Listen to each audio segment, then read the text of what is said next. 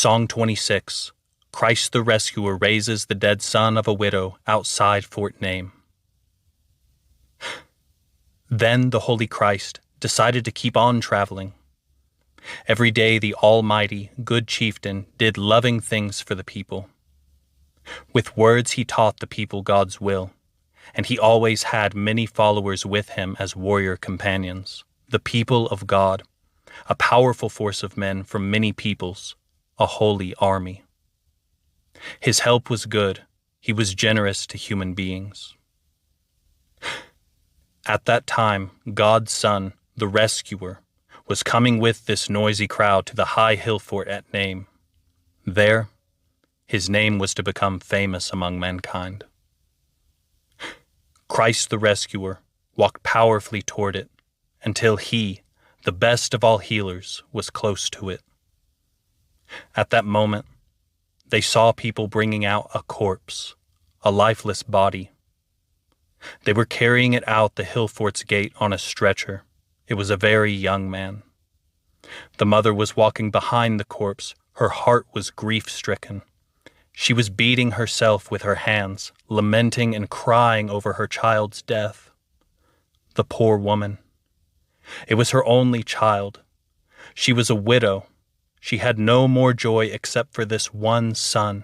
He was all that was left to her of happiness and delight, until fate took him from her, the great measurer's doings. A crowd of the fort people followed as they brought the young man on the stretcher to his grave. The Son of God became filled with compassion and spoke to the mother.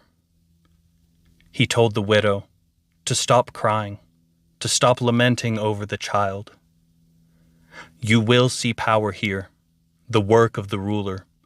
A favor will be granted to you here, consolation in front of these people. There is no need for you to mourn over the life spirit of your boy. Then he walked up to the stretcher, and the chieftain's son touched him with holy hands and spoke to the hero, telling the young man to get up, to rise up from his resting place. The young fighter sat up on the stretcher. His spirit had come back into his chest by God's power, and the man began to talk to his relatives. Then Christ the healer gave the young man into the hands of his mother. Her heart was consoled. The woman was full of happiness that such a favor was granted to her. She fell at Christ's feet and praised the people's chieftain before the crowd, because he had protected a life spirit so dear to her against the workings of the measurer. She understood that he was the mighty chieftain, the Holy One who ruled heaven, and that he could help many, all earth peoples. Many began to be aware of the wonder that had happened among the people. They said the ruler himself had come in power to make men wise, and that he had sent a great wizard to them in the kingdom of the world, one who had done such a great favor for them there. Then many an earl was seized on the spot by terror. The people became frightened when they saw the boy's own life spirit looking at the light of day, the life spirit which death had already taken from him when he died on his sick bed. He was healthy once again. The young child came to life. This became known everywhere among the descendants of Israel.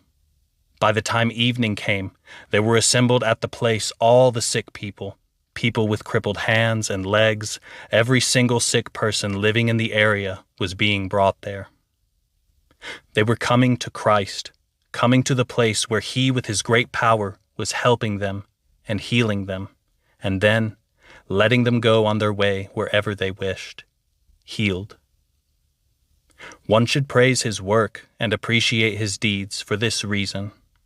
He is the chieftain himself, the mighty protector of mankind, of any persons who believe in his words and in his works.